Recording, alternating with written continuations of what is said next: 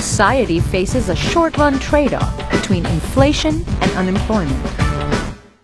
The Federal Reserve Chairman is considered by many to be the second most powerful person in Washington next to the President.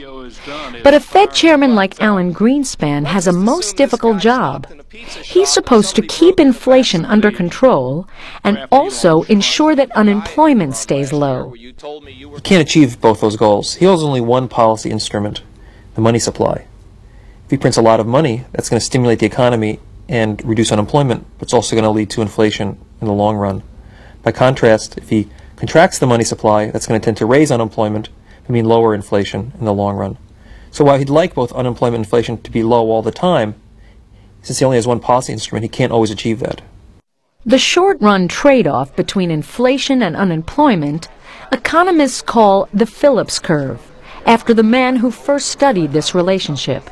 The Phillips curve is a relationship between inflation and unemployment that says that when inflation is high, unemployment is low, and when inflation is low, unemployment is high.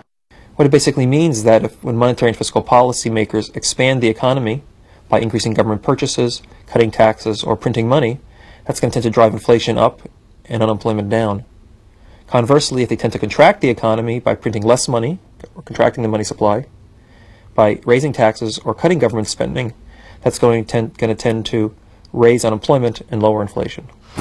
Today, the Phillips curve is a controversial topic among economists. Some believe that the trade-off between inflation and unemployment no longer exists. They point to the past several years when inflation and unemployment declined in tandem. The Phillips curve was really a simple model that plotted on one graph the unemployment rate and the inflation rate.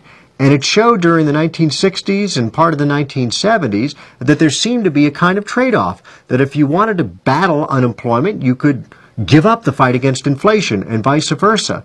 We've learned over the last 20 years that trade-off is not really there. The markets have become much more efficient, much more rational. I would predict that the Phillips curve will again look like it is operative.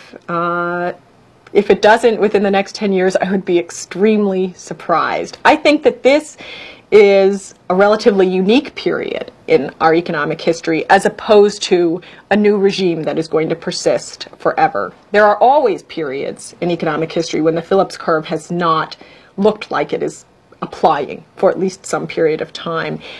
But it tends to come back again and again as a historical or an empirical relationship that we observe. Economists may disagree about its validity today, but the Phillips curve is crucial for understanding many developments in the economy. Policymakers in Washington can influence the course of inflation and employment by changing what government spends and taxes, or the amount of money it prints. Because these actions are potentially so powerful, economic policy making is always a subject of fierce debate. So here they are, the basic concepts of economics. They're the intellectual backbone of what you will be studying in economics. They offer insights into how economists think about people and their decision-making, about markets and entire economies. You'll see that a few fundamental ideas can be applied to many different situations.